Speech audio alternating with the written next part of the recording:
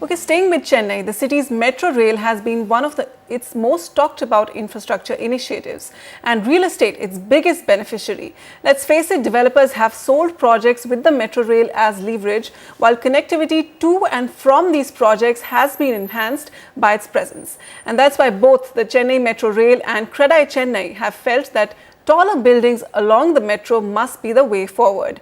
The reason? More homes along these corridors could mean more metro commuters.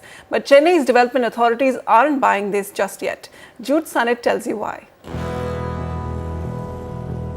It's the most visible example of a changing skyline. When the Chennai Metro Rail rolls out its first coaches in mid-2015, it will end the city's wait for a fully equipped mass rapid transit system.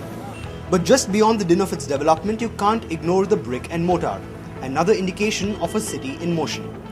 Late last year, the Chennai Metro Rail made a case for increased FSI or floor space index around the metro rail. Taller buildings, it argued, meant more homes, and more homes meant more commuters.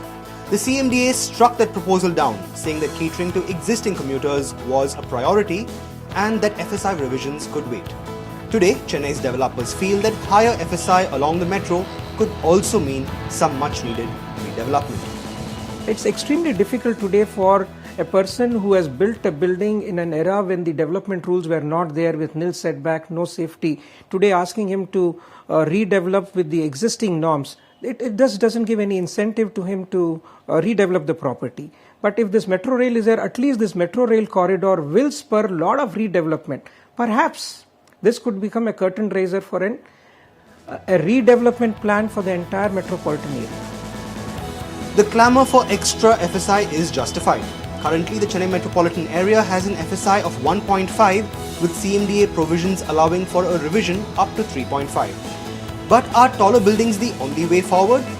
Better optimization of large land parcels around flyovers, railway lines, and even existing real estate could result in densification of these infra corridors.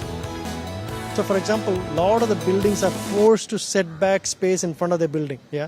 Now on the sides you can argue it is for firefighting, etc. That's fine. But in front of the road, that needs to be seriously looked at, because I've been to many cities and I've never seen this much place being wasted in front of buildings.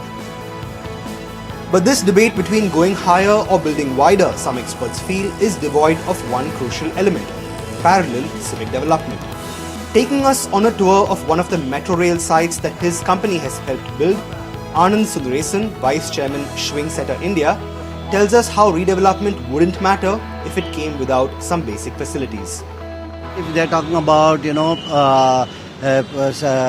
increasing the reconstruction work to the tune of about 1.4 lakh square meters of real estate development with increased FSI. So if that's going to happen, then they also have to look at providing the necessary infrastructure for that. We need power, we need sewage, we need electricity, we need all the other related civic amenities and everything. It all boils down to just one question.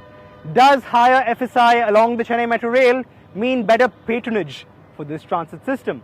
While some industry players might respond in the affirmative, others believe that there are better means of getting the commuter from his car into these trains.